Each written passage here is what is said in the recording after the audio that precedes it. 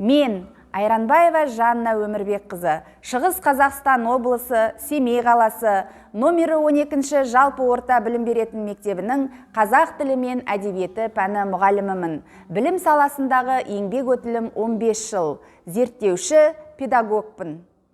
Тәуелсіз елдің тізгінін ұстар жас ұрпақ қандай болуы керек? Білімі мен біліктілік дағдысы қатар дамыған, бәсекеге қабілетті тұлғаны даярлау әр ұстаздың, соның ішінде менің де басты мақсатым. Жаһандану дәуірінде өркениеттің қарқынды дамуына төтеп беретін қабілетті тұлғаны қалыптастыру үшін бүгінде мектеп қабырғасында функционалдық сауаттылыққа басты назар аударылуда. Функционалдық сауаттылық дегенде оқушы алған теориялық білімін әлеуметтік ортада тиімді пайдалана білу керек. Осы орайда онлайн мектеп білім порталының берері мол, маңызы көп. Балалар, қазір біз сендерменен бүгінгі сабағымызды бекітіп, онлайн мектеп тапсырмасын орындаймыз.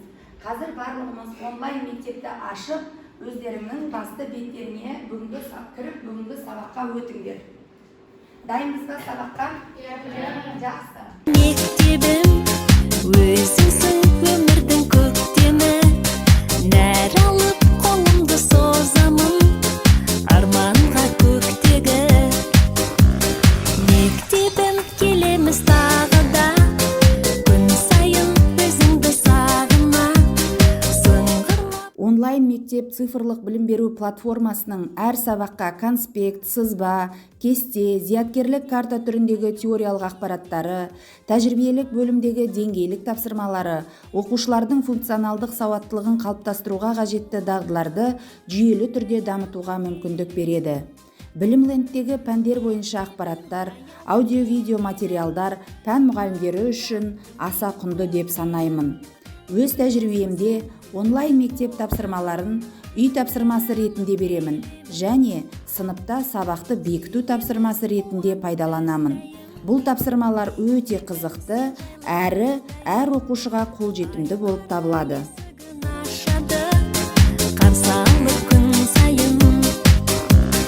Мектебім, өзіңді сүйемін, білімді санама тиемін, аяулы ұстаздар алдында басымды иемін.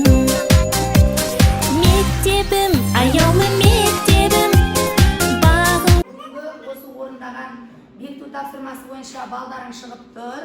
Ең төменгі бал менің көруімде 7 бал екен. Ең төменгі бал. Өте жақсы балалар. Өзіңізге от шашумен Оқушылардың бойында функционалдық сауаттылықты қалыптастыру және дамыту барысында мен өз тәжірибемде тапсырмаларды Блум таксономиясының 6 деңгейіне және PISA, Times сынды халықаралық зерттеулердің тапсырмаларына негіздеп мәтінді талдау жұмыстарын құрамын. Гүлдей боп көктедім, өзіңсің білімнің болағы, нәр алып келемін. Қазақ тілі пәнінен сүт өнімдерінің пайдасы тақырыбын өту барысында оқушылар сүт өнімдерінің құрамының табиғи тазалығын, оның құрамында крахмалдың жоқ екендігін зерттеп іс тәжірибе жүргізді. Бұл Блум таксономиясының қолдану деңгейіне сәйкес. ораламыз.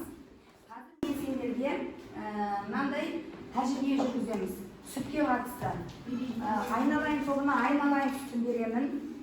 Балалар, егер де қазір сүт өндіруші заводтар сүттің құрамына крахмалды көп қосса, егер ол түсі ақ болу үшін, не болмаса қою болу үшін құрамына крахмал қосып береді екен.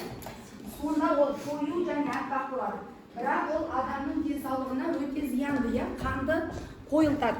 Сондықтан біз қазір тәжірибе жасаймыз, қай сүт пайдалы, қай сүт пайдасыз деген. Йодпен жұмыс істейтін балалар қолдарына перчатка киіп алыңдар. Жарты стақан көлемінде сүт дәптерлеріне тұрып алмай, йодтың барлығын құйыңдар стақанға. Жарты стақан құйсаңдар жеткілікті. Пипеткамен йодтан тамызамыз, жылдан жасамыз. Жарты стақанды құйсаңыз. Тез-тез йод тамызамыз. Yok, tamizamiz.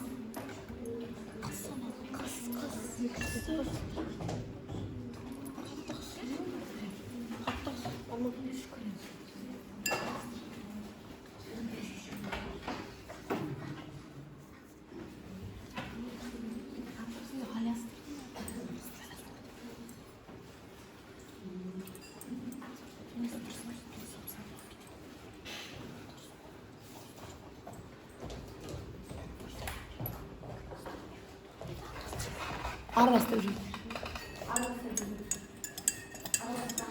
Тез. Yok, көбірек тамызыңдар.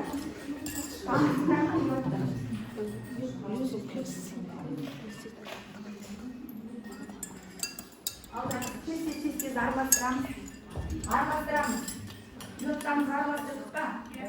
Жақсы, бергендер. Тез стакандармен келді. Берген. Ал жақсы. Айналайынның түсі өзгерді ме? Жоқ. Яғни біз пайдаланып жүрген айналайын сүті құрамында крахмал жоқ екен, иә балалар? Наулай топ. Атамекен? Адал тобының түсі балалар өзгерді ме? Қараңдаршы. Өзгерді ғой балалар. Қандай болып кетті мынау? Сұр болып кетті, иә?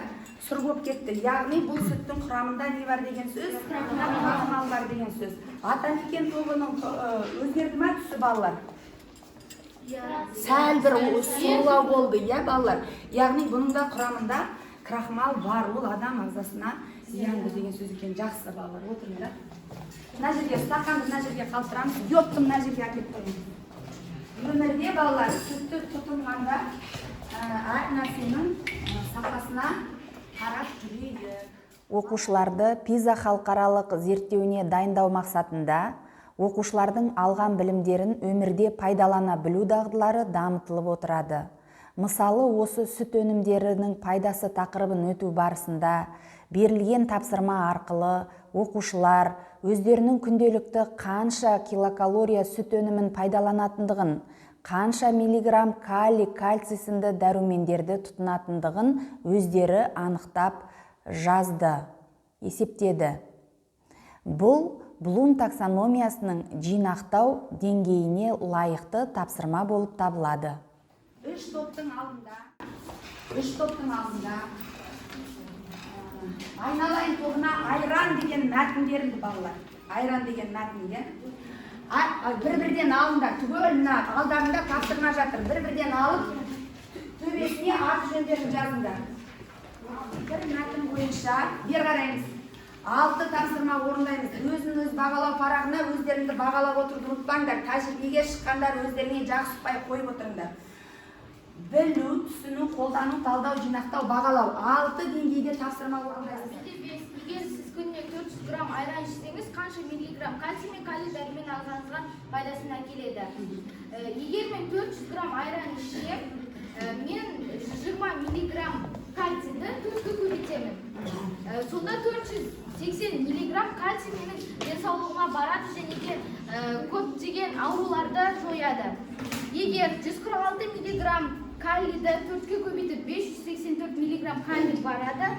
Калий шықты және де 400 грамм айранда 584 миллиграмм калий мен 480 миллиграмм кальций болады. Дұрыс. Жақсы, тамаша. Балалар, егер де осы айналайын тобының жауабы өте дұрыс десеңдер 5 жұлдыз көтеріңдер, аз десеңдер 4-еу, көп десең, одан аз десеңдер 3 жұлдыз көтеріңдер. Жақсы, шықшам, тамаша. 5-ші тапсырма қымыздың емдік қасиеті. Егер сіз күніне 400 грамм қымыз ішсеңіз, қанша миллиграмм В1, В2, В3 дәрумендерін қабылдаған болар едіңіз. В1, В2, В3 дәрумендерін атауымен жазыңыз. Яғни, егер де мен қымыздың 400 граммын ішсем, мен тиамин, яғни В1 дәруменінің 828 миллиграммын, рибофлавин В2 1500 миллиграммын, пантотен қышқылы В3 дәруменінің 8040 миллиграммын ішіп жіберемін. Сізге күніне 1000 килокалория құнарлықты шұбат немесе қымыз ішу қажет болса, сіз қанша литр шұбат немесе қымыз тұтынар едіңіз? Қымызда 499 немесе 529 килокалория бар. Ал шұбатта 789 немесе 991 килокалория бар. сонда қымыздың шамамен күніне 1 литр, ал қымыздың 2 литр ішіп тұтынушы едім. Наған көңілдегі толғамымды шынаған тәрбиемен талғамымды өмірдің маған сыйы деп білемін, өзіңдей жанға шәкірт болғанымды. Kahoot сынды әлеуметтік оқуға арналған сайттарды пайдалану барысында оқушының жеңіске ұмтылу, бәсекеге төтеп беру қабілеттері дамиды. Сайыс ойындары арқылы оқушыларды жинақылыққа, шапшаңдыққа, жауапкершілікке, көшбасшылыққа баулимыз. Оқушылардың білімге ұмтылысын, қызығушылығын арттыру мақсатында үй тапсырмасын Kahoot әдісі арқылы тексеру тиімді тәсіл болып табылады. 3-ші орында Карина, 2-ші орында Жарқын, 1-ші орында Гүлназ, 1-ші орында Гүлназ. Пақ шіркін, бұл шүбәттің дәмі қандай, сергітіп, шөлді басып қандырадай, пайдасы қасиетті бұл сусынның, тамсанып, таң қалдырған бізді талай. Құрамы дәрумендер құнар толған, қарттарға таптырмас қуат болған, дертке дауа денеге күш пайдасы зор, ендеше күнделікті сенде қолдан. Ішіп көрдім шұбатты, пай-пай шіркін ұнаттым, денсаулыққа пайдасы зәмзәм суы сияқты.